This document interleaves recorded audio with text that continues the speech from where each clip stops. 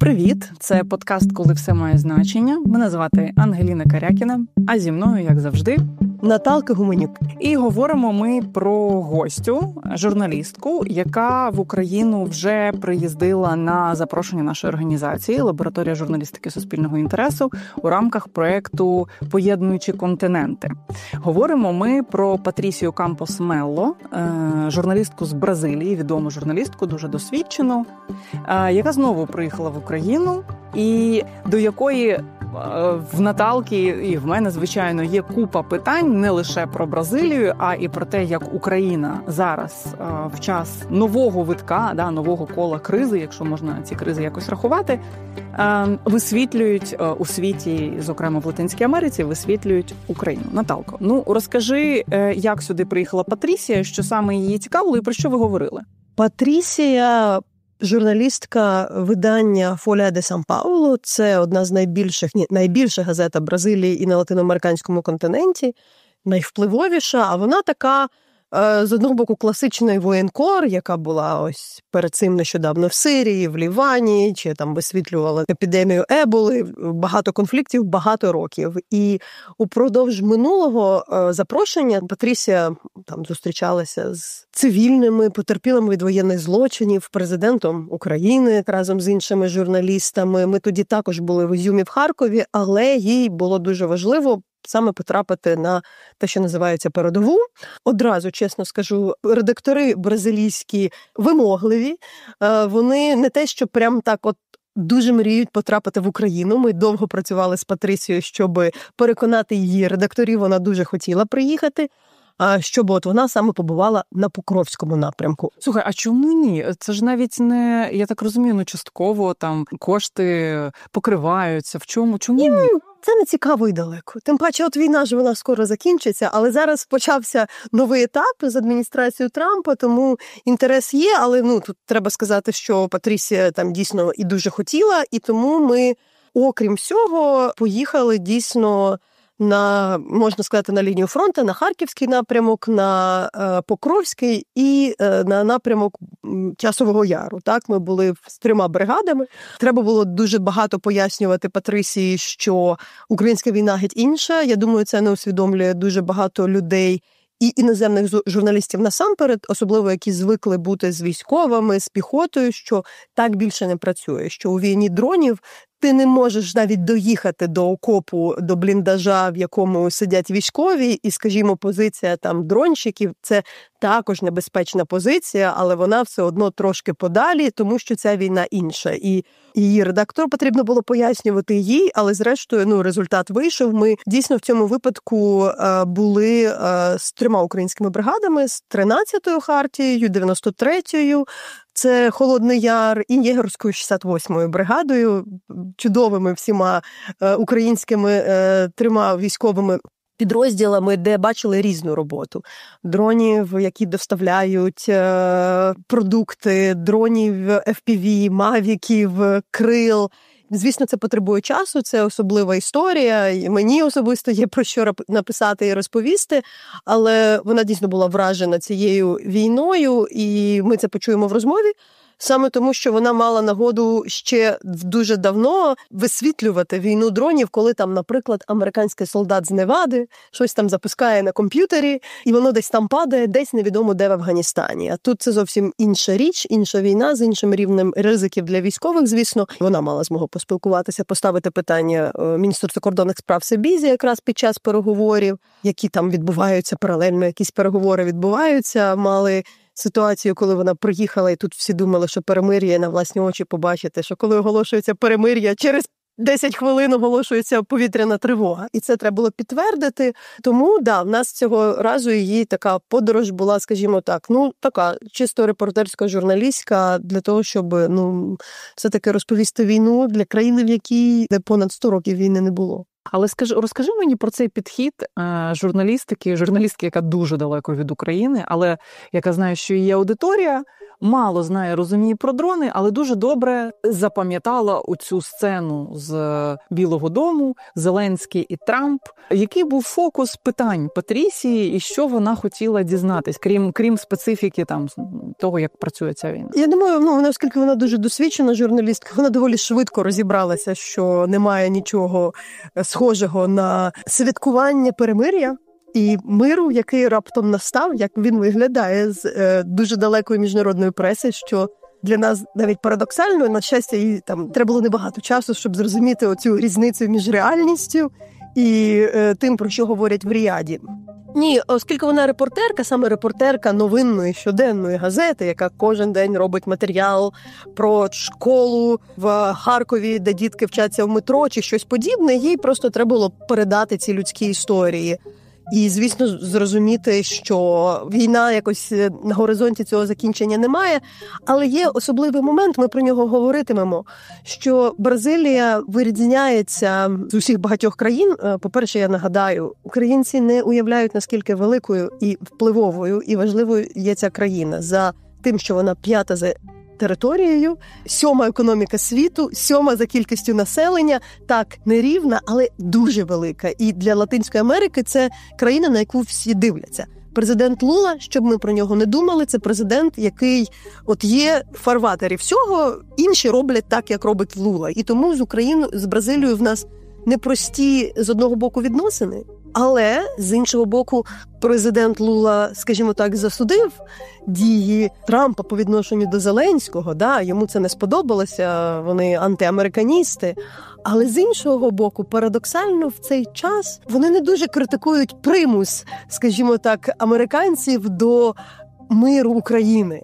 І ось це таке парадоксальне питання, коли навіть вона трошки сказала, цікаво дивитися, як бразилійці раптом десь сходяться з американцями. Але слухай, скажи, будь ласка, я не знаю, це може звучить трошки наївно це питання, але все-таки вся ця робота, яку робить Патрісія, своєю журналістикою, інші журналісти, все-таки були спроби України, зокрема там і президента України, налагодити зв'язок з Бразилією. Чи щось за ці там кілька років змінилось чи ні? Чи дійсно Бразилія теж дивиться виключно на те, що робить США і те, що роблять Росія? Бразилія не є проросійською, це важливо зрозуміти. На емоційному рівні, на рівні людському, навіть на рівні політичному. І це теж треба зрозуміти, що в них оце є традиція нейтралітету. Так? Вона йде з холодної війни, вони ним пишаються, що ось ми нейтральні. І тут питання української політики, якби домагатися те, що ми кажемо, справжнього нейтралітету. Тобто, коли ви кажете, що ви нейтральні, будь ласочка, так і будьте нейтральними. Да? І це на чому намагається там українська політика взагалі з такими країнами грати. Але от те, що вона не проросійська, це вже дуже багато. Треба розуміти, що такі газети, які є дуже впливовими, як Фольга, вони роблять звичайні репортажі. Може, там якась лексика більш нейтральна, може, там Росія не названа агресором, і там немає мільйона статей про злочини Путіна, але основний тон. Росія – це країна, яка порушила суверенітет, яка веде війну. Та сама Патрісія там робить матеріал про дітей, яких депортували до Росії. Скажімо, Бразилія головує в BRICS, тому там чи може приїхати Путін туди на саміт? Не може, тому що будь-який суддя може заарештувати, бо в Бразилії демократія, в Бразилії є незалежна судова система. Але я додам, що зараз ще є цікавий момент. Я не знаю, яка інша країна може так сильно нагадувати Сполучені Штати за динамікою всього, я маю на увазі Бразилію. Вона така само десь ось там є такі типу мага-консерватори, а є десь ліберали. І колишній президент Болсонару є близьким другом Дональда Трампа. Його син був на інаугурації Дональда Трампа. Він проводить час в Мар-а-Лаго. Є підозра в бразилійців, що якби був не Байден в момент, коли Болсонару намагався фактично так само створити переворот, не залишити свою посаду. Дуже схожа подія на 6 січня в Америці. Якби був не Байден, а Трамп, Болсонару міг би залишитися при владі. Єдина відмінність, що Болсонару зараз під судом, Трамп якби свої суди якось оминув, і Болсонару в лютому 22-го року приїжджав до Росії. Тобто Болсонару в цьому випадку це взагалі куди така фігура, скажімо так, для України ще критичніша. А Бразилія виявилась більш демократичною, ніж Штати. Бразилія виявилася з більш робочими інституціями, в які суди реально відбуваються, і після перевороту людина не може просто так уникнути відповідальності. І я додам також, це буде в нашій розмові, але я хочу це одразу відзначити, Патрисія воєнкорка, вона журналістка-розслідувальниця, вона не є там зіркою телеканалів, відомою публічною особою, але вона мала складну дуже історію, коли вона зробила розслідування про те, як Болсонaro міг перемагати на виборах завдяки певним махінаціям фінансовим в соцмережах. Проти неї була величезна кампанія в соцмережах бразилійських. Зрештою, її звинувачували особисто і президент, і його син. Було багато цькування. І зрештою вона виграла в них суд і отримала компенсацію у обох, у колишнього президента і його сина. Але що їй важливо, Патрісія дуже обережна журналістка, як репортерка, тобто вона завжди підкреслює, що вона там не висловлює власну думку, вона дуже чітка. Тобто є такі опінійовані журналісти, які багато говорять, які доходять до висновків. І тому їй особливо було тяжко пережити цю кризу, тому що ти стаєш в основі, вона каже, мене ніхто не знав, я не публічна особа, я не скажімо так, не якась там розслідувачка, яка там постійно критикує, десь говорить. І вона дуже рада, що за цей час їй вдалося повернутися, скажімо так, до норми і просто продовжити працювати. І там їздити в Україну, в Сирію, робити далі інші розслідування. Мені здається, так, це має бути така для нас дійсно цікава розмова з неангажованою особою, яка дуже чітко знає, що чорне, що біле. Дуже цікаво і дуже класно, що журналістку настільки впливової газети вдалося привезти до України ще раз, і, сподіваюся, не востаннє. Отже, слухаємо розмову Наталки з Патрісією Кампос Мелло.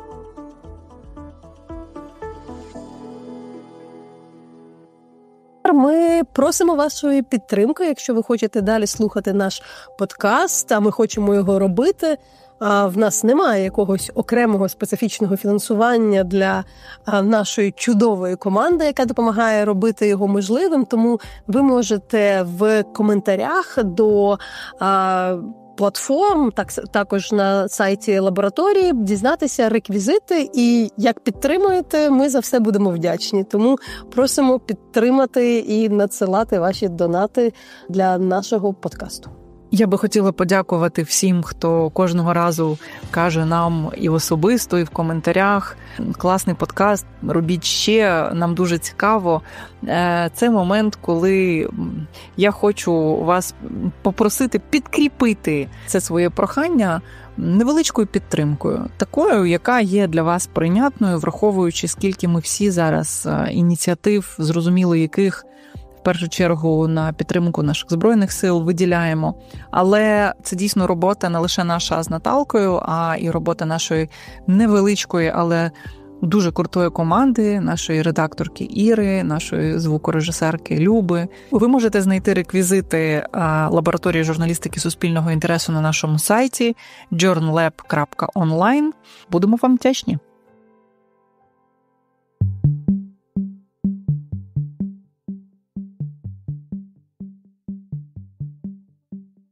Hi, Patricia. Hi, Natalia. It feels like you've just left the intercity from Kramatorsk to Kiev, but you managed to reach to the already to your hometown, São Paulo. Hope you have a good trip. I want to start really this conversation as it's your second time you've been to Ukraine for almost 10 days, but since you are a renowned war correspondent, we managed to go to what we call frontline in Ukraine. Yes, to the Kharkiv region, to the northern part of it, to areas near Konstantinivka and near Pokrovsk, and stay even in some of the positions of the drone pilots. So you kind of saw the war. You've been here almost 2 years ago, let's say, to more civilian visit. What have you learned? What is your kind of major impression? Also, as somebody who's been to a lot of places, to a lot of countries, and had still even reporting what's going on with this Russian war against Ukraine for the last couple of years. What was new? Well, first of all, thank you for having me, Natalia. It was a really interesting trip. Compared to 2 years ago, I guess, as you said, the first trip was more of a civilian trip. nonetheless super important, because that's the first time many of the journalists, and mainly journalists from emerging countries such as Latin America, as you know, we have it's not a restricted access to information, but it's always a filtered access to information through either Western media, or there's also like the big influence of Russian propaganda. So it is really important to have journalists on the ground, seen by themselves. So the first trip with the interview that you guys arranged with President Zelensky, and the fact that he was, trying to get Brazil and other countries involved in some sort of to put pressure on Russia, or to, help in an effort for peace negotiations. This was super interesting. And we went to Bucha and all those places where war crimes have been committed. And this time, I think it's absolutely different to see what's happening in the front line. I mean, that's not in the positions, infantry positions, but that's like all the drone positions and how they are absolutely essential to this war. And in a way, it is a different kind of drone war. Drawing from my previous experience, I remember I was in Afghanistan in 2009, and I did tag along with U.S. troops for a while. And before that, I did a story about drone pilots that were pretty much comfortably sitting in their offices in the state of Nevada, ordering their Starbucks coffees and, just with intelligence that wasn't really that reliable, killing supposedly Afghan militants in Afghanistan. Whereas the type of drone war I saw in Ukraine, first, you have like the drone pilots, they are themselves in the front line and they are really at risk.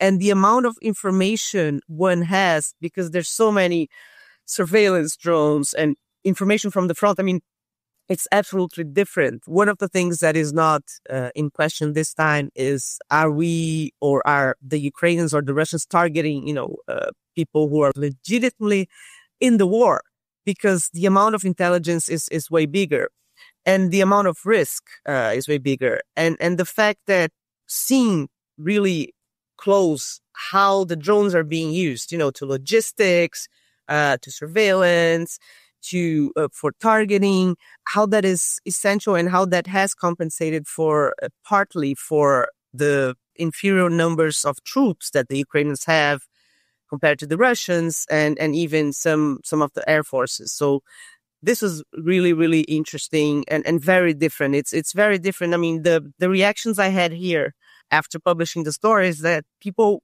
really don't understand, and I don't. I mean, I had a small glimpse how this war works. It's so different from other wars, conventional wars, but at the same time, very different from previous drone wars. So I think this is really invaluable experience. How would you, as an outsider, judge kind of the mood? Because I think I'm in Kiev, and a lot of our listeners, some of them might be a frontline reporter, but probably, it's still not normal for most of the people to be in the position or in the places where we were. So now we are living in the time where there is this pressure from Trump for negotiations. You came at the day when it was announcement of the ceasefire. So how is it like the reality on the ground differs from how the world far away sees the ceasefire? But also, that's what we know from Kiev. But also when you were there, like the mood, people are preparing to end of the war. What have you seen? What were your questions and what answers did you get? Well, my assumption was that, okay, we had this first announcement, the two last talks, negotiations between U.S. and Russia and U.S. and Ukraine parallelly were like the first one. Okay, so we have reached a partial ceasefire, including, ceasefire that is going to prevent attacks against the energy infrastructure. And then now we also had some sort of this announcement. So when I first got in Kiev, that the first one had just happened, and I was expecting, this final of the World Cup mood. People, celebrating, we're going to have peace, blah, blah, blah. And this is the kind of assumption that many in other countries had by reading the papers and by just, reading stuff. Say, oh, so they did agree on a peace, a partial ceasefire. So, and then you get there and you understand, not quite. First, because the way the Russians negotiate, it's always like, yes, but.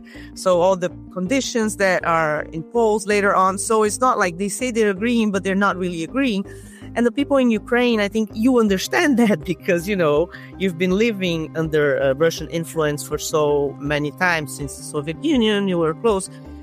So there was not the euphoria that I was expecting. People were much more realistic. In Kiev and then in the front line, it's just like, okay, so maybe some people far away in Washington and Moscow and some other places are negotiating our destiny. But it's not really changing anything on the ground right now. They're just going about their business, trying to, okay, so how do we, if you're like the commanders, how do we rationalize the resources we have? We don't have enough resources. So how do we compensate? How do you allocate? And there was this guy, I thought, commander that we met, you remember, in this place near Pokrovsk. Actually, his house had just been hit, 2 days before by shrapnel or debris from a bomb.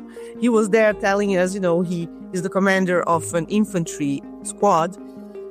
And he said this phrase that I thought was really, he was like, so how does it influence, everything you're doing on the ground and your soldiers, that they're negotiating peace and that might be, actually the ceasefire.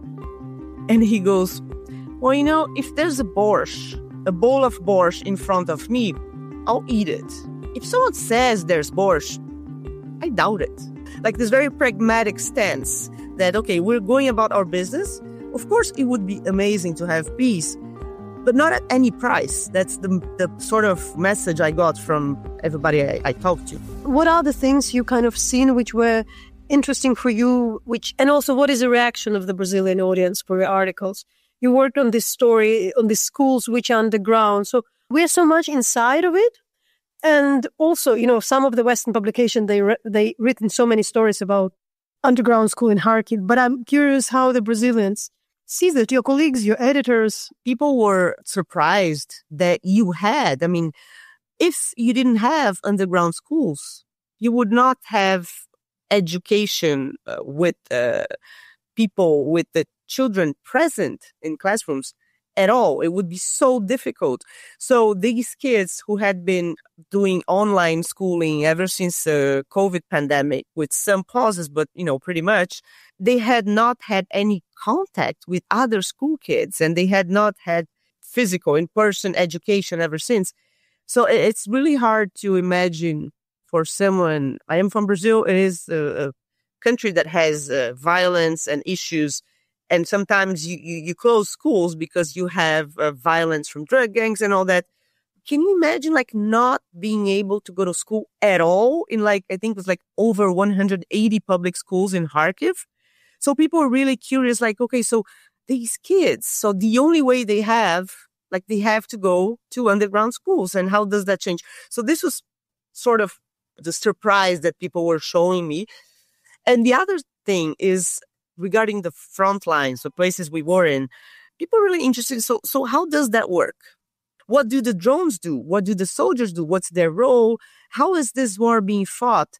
We only have this we call it, I'm not sure if you have that in English, declaratory journalism. Someone says that, leader X says that. So what about the people who are there? And how do they go about their lives? And, what are they doing? So I think people are very interested in understanding, how the war is really going on. And also, that's the next story I'm still going to publish. But when, let's say, J.D. Vance or the special envoy Witkoff, they say, there's just, we have to be realistic. Some of the areas are not going to be returned to Ukraine, blah, blah, which it's their assessment. But then you have to think, okay, so that is a possibility, right? That you end up not having back all the occupied areas. But what is happening in the occupied areas? What is going to happen with people who actually, we met this paramedic who was originally from Kherson, what happens if, her son is no longer... it's all these things that when people talk about, everybody has to sit and negotiate and peace and blah, blah, blah. It's not that simple. There's like the complexities that you can... And this is like, I only had a very limited glimpse of it. I only spent 10, 11 days, but still. I'll jump right away to the geopolitics, also allowing myself some assessment because I've been with you. I talked to some people with you. And what is also fascinating, so it's not the first podcast where we mention Brazil, but, Brazil in this interesting position that President Lula is a president of the democratic country, but because of the BRICS, he also there were a few initiatives together with China to find some solution, but for Ukraine, Ukrainians are treating it more or less as the, being on the other side, or at least not on the Ukrainian side. Let's make it that way. You understand why it's happening. You can discuss the pro-Soviet sentiment in Brazil, also post-Soviet sentiment in somebody like Lula, who was kind of a socialist, but also this idea that we want to have the multipolar world, so BRICS are more or less can be an alternative. And okay, let's not think today and not discuss whether BRICS is too much, influenced by China and Russia.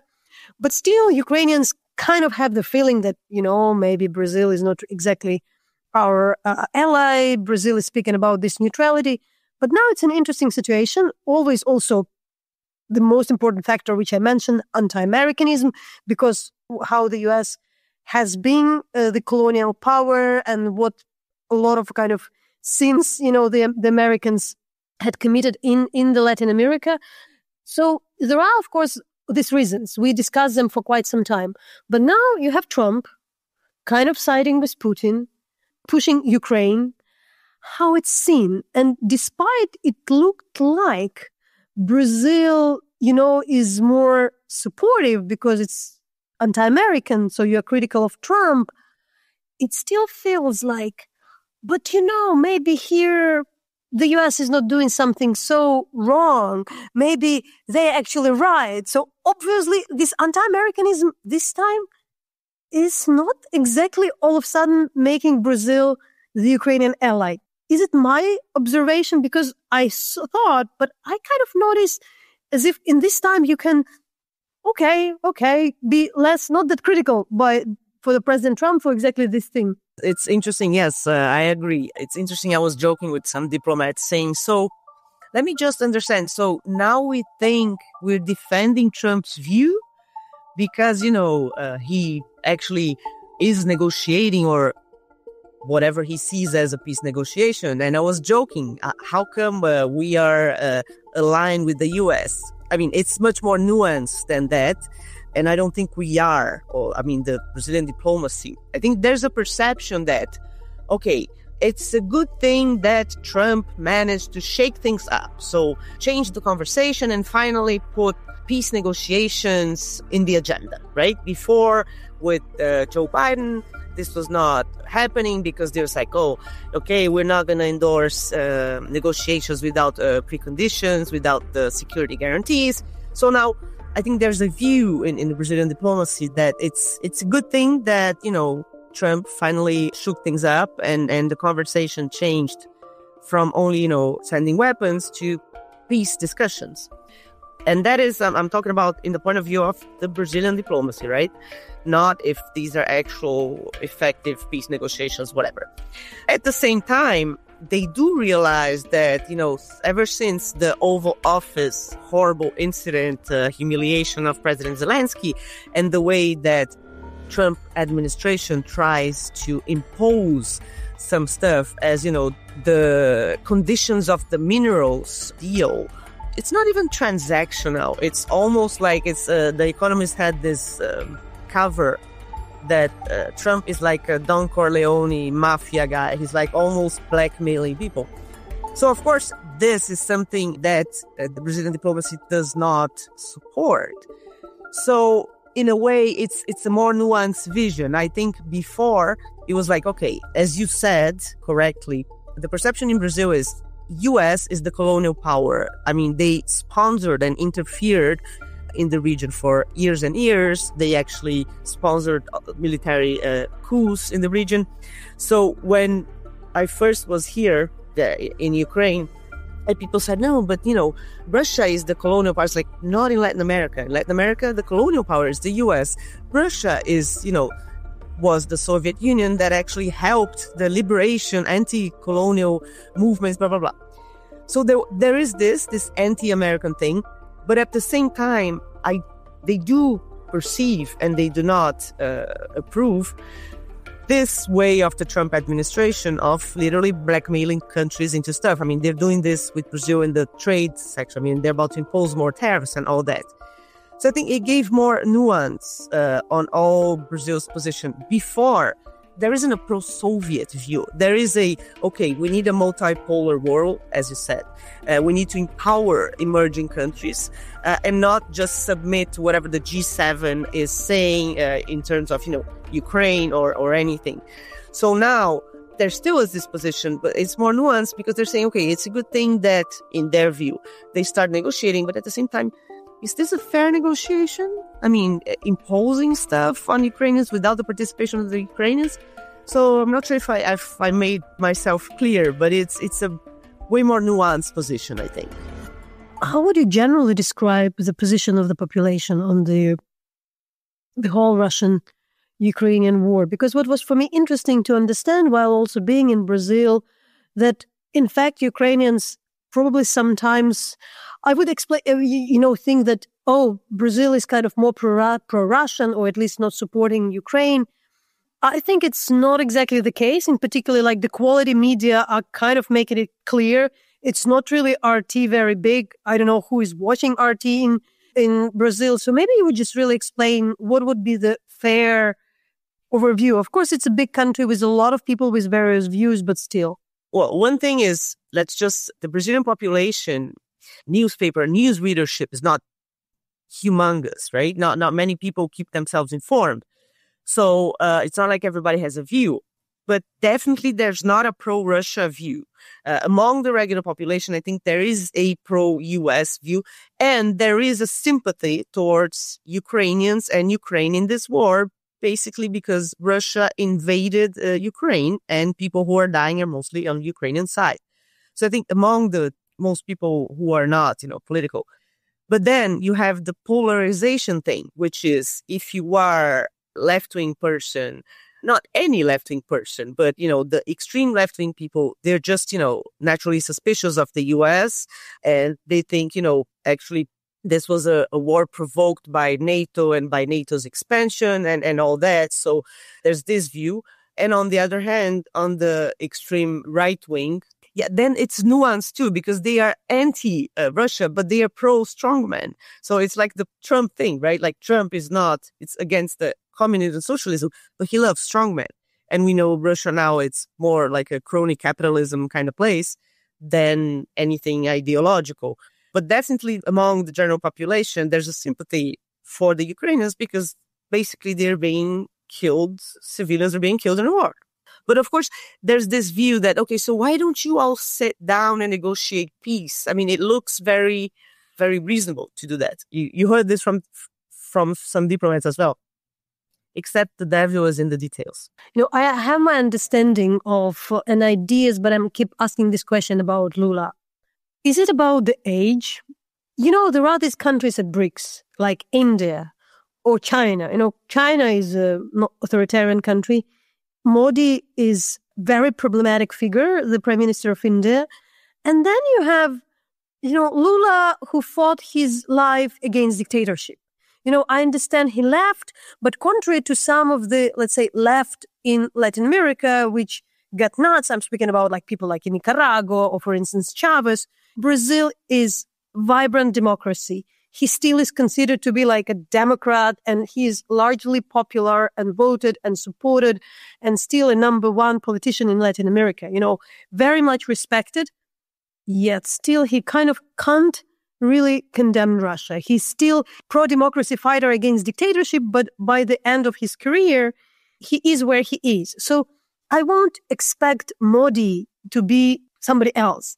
But from Lula, you still think like, why he doesn't get it, being the most influential politician in the Southern American hemisphere. That's interesting, and it along the same lines, it's the question about China-US. Like when Brazil does not take a clear position regarding human rights violations in China. And it's like, okay, so you're a democracy, you should align yourself with the democratic values. Why are you not condemning? But that thing about not, condemning in public, this is something ingrained in Brazil's diplomacy, right? So don't expect any outspoken thing unless you have a leader who, like Bolsonaro was regarding China. But anyway, what I think, and I agree, it took a lot of time for Lula to finally denounce what was happening in Nicaragua as a dictatorship, because it's a left-wing dictatorship, and they had this, him and Ortega had known each other. And now with Maduro in Venezuela, it also took a long time for Brazil to change. Now it hasn't totally changed. It doesn't want to cut the communication channels, but it has said, the elections were legitimate, but, Maduro did not recognize, blah, blah. In that sense, I think Lula's thinking, and this is very different from, for instance, what Boric in Chile does. He's like the modern progressive, so to say, who was much more outspoken about Nicaragua, about Venezuela, and about Ukraine and Russia. It is a different generation of politicians. I think that's part of it, this thing that comes from the Cold War. But at the same time, there is this thing of ensuring that the emerging countries get empowered, the big emerging countries. So in that sense, I don't see Brazil openly condemning Russia, because they have this thinking about, it's important to have a strong BRICS. It's important to have it as a strong counterpart to G7 countries, something along those lines. I want then to really go to Bolsonaro, because I think what is also very interesting for Ukraine is that actually the former president Bolsonaro is even a bigger problem, to be honest. I remember well, he traveled to Moscow, I think on the February 16th, 2022, and he is a huge supporter of Donald Trump, family friendship there is there. Now he's on trial. I want to really explain you Bolsonaro, what's happening with him, and maybe shortly mention, so is kind of Lula really popular in Brazil? Like popular meaning like that he probably would, win another elections or in this term, because people think now in all over the world that you thought like, okay, Trump returned after, real elections. Can Bolsonaro do the same? Maybe, Lula is just temporary and we would have again these far rights returning in Brazilian politics. But what makes it different? If I'm not mistaken, Bolsonaro was the last foreign leader to meet with Putin in Moscow before the invasion in 2022. He has this strong leader thing with Putin as well, just like Trump, Of course, he does have a Cold War mentality, but on the other side, on the extreme anti-communist stuff, but that gets overwhelmed by the affinity for the strong man, which is same thing, Trump and Putin. So I'm going to start with Lula. Right now, Lula's approval rate is not great. It depends on the polling, but it's, sometimes since December, the disapproval rate is superior than the approval rate. Inflation and food inflation, as it was in the Biden administration, is one of the main factors.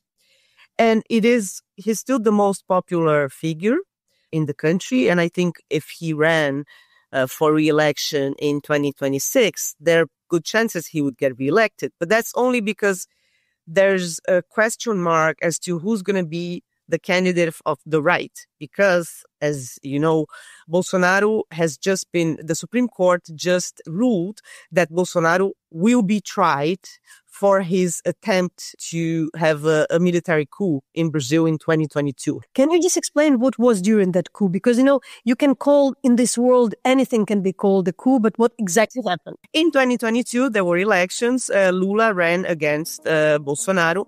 And Bolsonaro, since the beginning of 2022, started spreading this false information about, we're going to have fraud. It's just so similar to what happened in 2020 in the US. The whole stop the steal that Trump did, which is sort of a preemptive way of not accepting election results. You start saying in the beginning, we can't trust the results because here in Brazil, for instance, there's electronic voting. So electronic voting is not trustworthy, blah, blah, blah.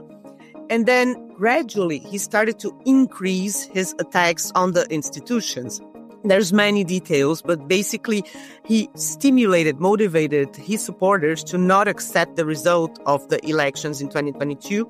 And they were interrupting roads and asking for military intervention. And the only reason the military coup did not happen was because the military leaders, the three of them, one supported and said, you can have my men, my soldiers, and the others didn't.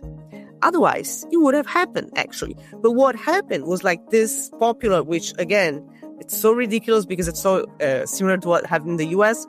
We had our January 8th, 2023, which was pretty much like the January 6th, 2021 attacks against the Capitol in Washington, which is a bunch of people saying, I don't recognize the results of the elections. Let's overturn the results, blah, blah, blah. We need military intervention in the case of Brazil. So this is all that he did. I mean, there's many things along the way that he did, like he had all these foreign ambassadors. He called them to the presidential palace to say, you cannot trust the results of the election. I mean, it's so many things. What happened a few days ago is that the Supreme Court ruled that, yes, he's going to be tried. He's going to go on trial for an attempted coup d'etat. And this is going to happen supposedly by the end of the year because next year is electoral year. So they're going to try to speed up stuff. So basically, we don't know who's going to be the candidate of the right in Brazil. It could be him, less and less likely. It could be Tarcísio, who's the governor of São Paulo, allied with him. So as of now, because there's no unity in the right, Lula, even though he's not at his most popular, he still has good chances if he runs for re-election, to get re-elected. However, there's a big chance, as we saw in the US. In the US, we saw Trump coming back because the US, even if you're considered guilty for felony, which is what happened to Trump, you can still run for office. In Brazil, no. If you are sentenced, if you're considered guilty, you cannot run for office. Maybe he won't be back, but maybe some sort of version of him will be back. Can you briefly remind us, because it was quite some time ago, what was so kind of special about Bolsonaro? I do remember, like how he denounced COVID, vaccine, and that type. But I think for us, the most strange was his fight against kind of like environmental protection in Amazonia. So there were some things which were like, what? Are you there for, isn't it like sane to destroy Amazonia or fight indigenous population because it's so much against like where we are? So now we're in the moment when there are a lot of things undone, but still like these natural things, I think that he proceeded a bit like Trump. For what Bolsonaro would be remembered, let's say like that. Few things. He did dismantle environmental regulations and basically environmental authorities' capabilities to make surveillance. In the Amazon, we have a huge issue with illegal mining, which is basically illegal miners going into indigenous reservations and deforest and going on with this deforestation and illegal mining. Bolsonaro basically was totally pro illegal mining and against environmental regulations. So he dismantled lots of regulations. He sort of reduced the powers of the environmental agents who were supposed to do the surveillance. That way, deforestation jumped. It really increased a lot. And he was basically a climate change denier in that sense. So it followed, so stimulus for fossil fuels extraction, all the Trump playbook. But he was doing this before. I mean, not before, at the same time, but maybe more freely. He was doing at that time what Trump is doing now. So this is what environment was really, really bad. I mean, everything, climate change denier, against environmental regulations, blah, blah, blah. And this had concrete. It's not just he was saying, no, he was doing stuff. He was firing people who were actually trying to enforce rules against deforestation and all that. COVID denier. He, for a long time, said this was a conspiracy theory, that COVID was just a regular flu. He refused to buy vaccines in the beginning. Then under pressure, he ended up buying them. There's so many reports showing that many thousands of Brazilians should not have died had he said in the beginning of his administration, if there's social distancing, if we take all the measures against COVID, the economy is going to tank, and that's going to be the end of my government. So basically, not to reduce his popularity, he either prevented measures, anti-COVID measures from being implemented, or just slow wall, was just very slow in implementing them. So it's like disastrous, which explains in part why he was not reelected in 2022, because this was very unpopular, even amongst, some people who had voted for him. What is his relation with Trump? As I understand, his son is kind of a family friend. Are they really in touch despite, the Bolsonaro is on the trial? Yes, they are in touch, but mainly through Eduardo Bolsonaro. He's a deputy. He's a member of parliament. He actually now is in the U.S. He said he is going to possibly ask for asylum because he's being politically persecuted, which is a bit of a show that he's putting. They are pretty much in contact. I mean, the Bolsonaros were also very much in contact with Steve Bannon before. They were at the inauguration. It's like Milei and Bolsonaro and Eduardo, are the Latin American leaders who are closest to Trump. They're in constant. And then you have some movement. For instance, in the U.S., you have Trump loyalists, representatives who are trying to approve legislation in Congress to veto the visas for the Supreme Court, the Brazilian Supreme Court justices, because they are, according to them, they're against free speech, blah, blah, blah, blah, and they are persecuting Bolsonaro. So, I mean, the whole apparatus of the U.S. state is gradually being used against Brazilian government, and they are really close and ideologically close, Bolsonaro and Trump, mostly through Eduardo Bolsonaro. Eduardo Bolsonaro is like the international connection. You won the court case against Eduardo Bolsonaro. What it was? Yes, I won a court case against Eduardo, against Bolsonaro as well. I did a series of investigative stories about the way that businessmen were using automated messaging through WhatsApp to spread false information about then candidate Fernando Haddad, who was the Workers' Party candidate. So I did a series of investigations about this, how they were illegally trying to influence the elections. They were pissed and they started attacking me back then in 2018. And at one point in 2020, they there was a person who was one of the sources of the story on the record, and he implied this very sexist thing that, I actually was offering some sexual favors in exchange for information, which is false. I also sued him and he lost. And Bolsonaro and Eduardo, they just amplified this. Bolsonaro went in front of his supporters. He did this every morning, like the mañaneras of López Obrador. He made this horrible, I'm not even going to repeat it, but he made a horrible joke using the word in Portuguese for scoop, which is also a different word for anal sex. It's like the most horrible thing. So he said that, and then my life became hell. You can imagine, the president of the country saying that. You have like gazillion people sending you rape threats.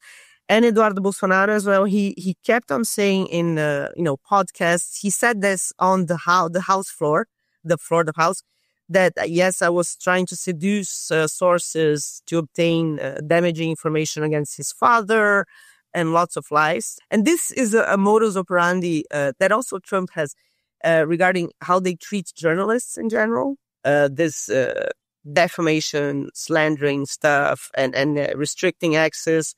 So, yeah, that was another pattern of the Bolsonaro administration. I really want to ask, how did he cope? How was it? And it's also, it should be very rough. Disregarding that you are right, disregarding that you really won the court case in the end, they paid the money which you donated. But what was your ways to it out? How long did it last? How was it for you? Not sure if you have this, there's a dream that some people have, and I used to have sometimes a nightmare, that you wake up and you realize you are naked in the middle of a crowd and everybody's wearing clothes. So that's basically how I felt every single day of my life, because you had the president of the country and his son and all these people saying everywhere that I was, offering sex in exchange for information. And then you had people on the street yelling at me. So it was so overwhelming because I wasn't a public person, I'm just a reporter. So it was very difficult. I had stopped seeing a shrink, like a psychoanalyst for a while. But then even though I didn't have much money, I was like, okay, so this is a priority now. I need this. My major concern was how that was going to affect my son, because he was 6 years old at the time. There were threats against him, but also what would he see on internet? What would people tell him? Thank God he was in a great school. He pretty much was preserved, but it's very difficult. I mean, you're like me. We're not news. We're reporters. We're not supposed to be the focus. So when you are the focus and regarding something very horrible, and but the good thing is now I can work as a reporter normally. I mean, I sued them. I wasn't thinking, I had never sued anyone. It's not something I would do. But, now life is back. Yeah, because they didn't deprive you from your profession. Because I think the one thing, you emotionally suffer. But then if you become kind of in the spotlight, for some people, you can't work properly because people then kind of, see you as the person. And I think for you, who really worked for so many years covering wars and conflicts, investigations, also not being kind of a TV host, it's really like as if like depriving you from doing what you do. I still want to ask a couple of things. It's very geopolitical, I think, but I really want to understand that. So Brazil is a very special country. You understand it after you've been there. It's the 5th largest country on earth it's just so separate also from the rest of the Latin American countries. Everybody says it's kind of continental like India. It's the 7th in terms of the population. So it's 211 million Brazilians, way more than Russians or in some other countries. It's 7th largest economy. So how would you speak about, how Brazilians see themselves? What is their role in the world? So it's like partially there is this kind of ambition to be a global power.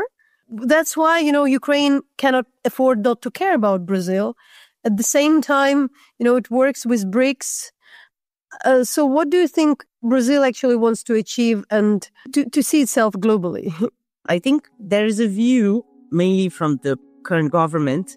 Back in, I think it was 2010, Brazil and Turkey got together to propose a nuclear plan for Iran and the US. So, trying to get this place in the world where you have big emerging countries also as mediators or as important players in global geopolitics. That's what Brazil tried to do, aligning itself with China and proposing the peace plan for Ukraine. I think there is this desire of having a global rule. I think I understand this tradition of Brazilian diplomacy of not taking sides so openly. But at the same time, Brazil should understand that unlike other BRICS countries, it is a full functioning democracy. So it should have some positions that are different. I'm not saying, condemning openly Russia or, Israel. They do condemn openly Israel. But some of them, I think it would empower Brazil's credentials as a big democracy, right? Not just another BRICS countries. But I think there is this desire to fulfill a more global role in Brazilian geopolitics. From the government, I'm not sure if that's, the population the population is so worried about, the price of eggs and more, and surviving because we are also one of the most unequal countries in the world. But yeah, the government. It's interesting. I can't forget this totally maybe irrelevant anecdote why you understand that Brazil is kind of so separate from the rest of Latin America. I remember I had a song, in Argentina, I was, I heard the song and I was told it's like number one Argentinian song by the legendary Argentinian band, like really number one, like everybody knows in Latin America. And in Brazil, I've been in a taxi and heard like, I know it. It's in my playlist. It's the same song. And I'm like, trying to understand with the taxi driver. I said like, oh, is it this Argentinian song? He said like, Argentinian? No, it's Brazilian because, it's got its own version and he would never be aware. So I mean, it's a tiny anecdote saying, how distinctive the country is and why Ukraine I think for Ukraine, just having Russia so dominated and having the US and China being so present, a lot of people often don't understand how big, for instance, Brazil is, how big, for instance, Nigeria can be, or India, or even Indonesia, especially those countries. And for me, the really puzzling thing is like how these big emerging countries can also remain democracies and be there, not just like in this kind of. But I'm leading this question to say that Brazil is a very active member of BRICS, and there would be the BRICS summit this year. And would Putin be invited, or he didn't travel to Brazil last year for G20 to Rio, but to BRICS summit? Putin is definitely going to be invited, as he has been to the G20 meeting and previous summits, but he's not coming. That's what I heard from most people, because one of the things is Brazil is a part of the Rome Statute. So theoretically, we would have to fulfill the arrest warrant against Putin. And there's a particularity in the justice system here that, in a way, depending on the interpretation of the legislation, any lower court judge could arrest Putin. So he knows better than showing up here and risking being arrested. But there's no way that the Brazilian government would not invite Putin. A tiny other thing which a lot of people might not understand, even during the first time when you came here, there is some, let's say, concern of the population in a lot of Latin American countries in Brazil regarding the military, the military pride. Can you also explain? Because, sometimes Ukrainians thinking, for us, it's very different. We never had junta.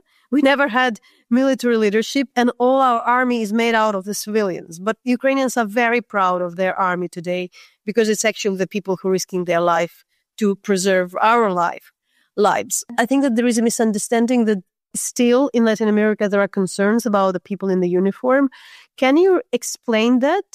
But also with the same question I ask, what you learned now as well about the military, because you've been to a different world. So, I'm coming from human rights background. I'm coming kind of more from pacifist background, but we had to learn Ukrainian pacifists have to become, warriors themselves. That's what we learned. So can you just really explain Brazil, but also, your experience, what people misunderstand about modern armies, because you can't totally dismantle them. You shouldn't. There's not a sense that you should dismantle the army in Brazil or anything, but in most Latin American countries, including Brazil, we all went through military dictatorship.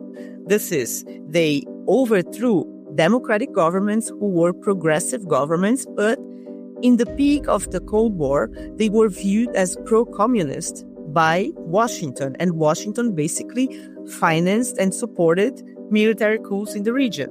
That means in Argentina, as you know, you've been there, like over 30,000 people died during the military dictatorship. In Brazil, you had over 20 years military dictatorship, and also like hundreds of people died, thousands of people had to go into exile. So there is a very specific view that military should not be anywhere government. You don't want this. You want democratically elected governments. And that could be also an influence, in saying, let's not give too much budget or anything to the military in the country. It is something that, in the last 100 years, we've never been attacked or, in our land. It's a different point of view. I'm not sure if the military solution is the best solution in Ukraine. I'm just saying it's much more nuanced and complex than what people in Brazil might think. It's just not, you guys sit down and reach peace. Peace is good, military is bad. I'm not defending a military solution or I'm just saying it's much more nuanced. And in Brazil, yes, as in other countries like America, we have justified, not trust the military in general. Maybe just to final things, not really up to the particular visit you've been to Ukraine, but generally, what made you curious? What was interesting for you? I'm not speaking about the stories you've written, but overall, you've been the last time 2 years ago, you've been now. What are general thoughts, you had during this kind of trip? It's actually a question for the people of Ukraine. Many of us see that, and including one of the specialists we talked to, it's very unlikely that Ukraine and Russia will be able to reach an agreement, a peace agreement, because the demands are so irreconcilable. We need to have demilitarization, demobilization in Ukraine, the Russians are saying, and we need to have, Kherson and all the occupied territories, whereas Ukraine does not negotiate the fact that we need to have security guarantees, and that would include, international troops. Having that in mind, what is the future? It's so hard to reach a peace agreement. What's going to happen? I don't know. I don't have an answer. And I think, what do you guys think about this? When you think, okay, I don't know. Do you have an answer? I've talked to somebody today, just more or less some kind of newcomer from Australia. And I really said, I think, because I had to start the story about, how it was during Biden. And I said, sometimes we need to appreciate what we have. It's a very doomed answer. But I really think, maybe in this world, it's not you need not to strive for the best, but often you really need to also appreciate what you have. I always said, what do we need? A normal life for the people.